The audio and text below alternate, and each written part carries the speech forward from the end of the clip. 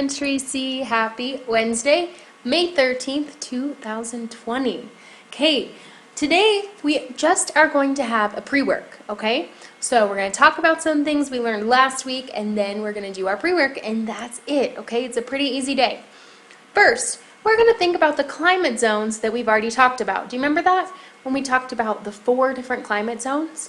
And then we're going to talk about the graphs that you guys made and how those two things are related. Okay? Remember, these were the climate zones that we used, right? So, let's look at this carefully. We have 4 main climate zones. We have cold, temperate, warm, and tropical, okay?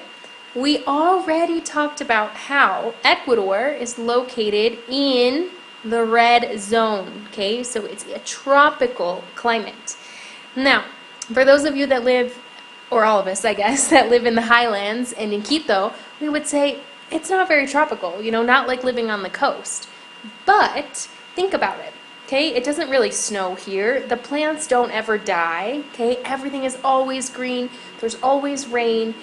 It's pretty warm. It's not snowing. Okay, that is tropical. So we are in the tropical climate zone. Now, you guys did a graph of Ecuador's average high temperature, or Quito in general, okay?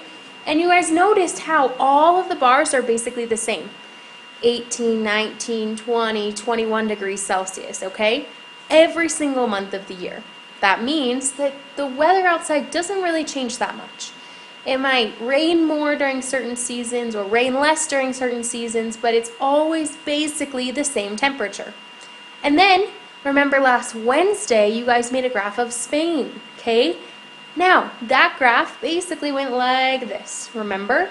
Okay, in January and in December, it's pretty cold. And then in July, June, it's pretty warm, okay? So, I wonder what climate zone Spain would be in. Okay, would it be tropical? Would it be warm? Or would it be cold or temperate? Okay, so this is what you guys are going to do. You are going to answer this pre-work question. Very simple. It's about what we've been learning about. So, think about the graphs you made. Remember we talked about the Ecuador graph, the Quito, is like pretty flat. Okay, all of the bars are basically the same height. And then we talked about Spain, where in the months of January, February, November, December, it's pretty low, right? And then in the middle of the year, it goes up like this, okay? And it gets pretty warm. Those graphs look very different. If you need to, look back in your notebook and see what they look like, because they're totally different. So, you need to answer this question, these 2 questions, in 2 complete sentences. So the first one is, what climate zone is Spain in?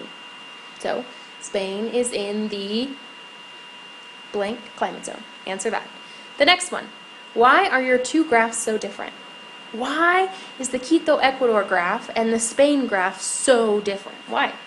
What makes them different? Why is their average temperature so different? Okay, so that's what you guys are going to do. You're going to answer those 2 questions. 1 sentence to answer this question, and 1 sentence to answer this question. Okay, very simple.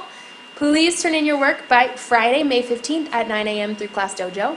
And I will see you guys again on Friday. I love you all so much. I miss you, Elementary C, and I will see you soon.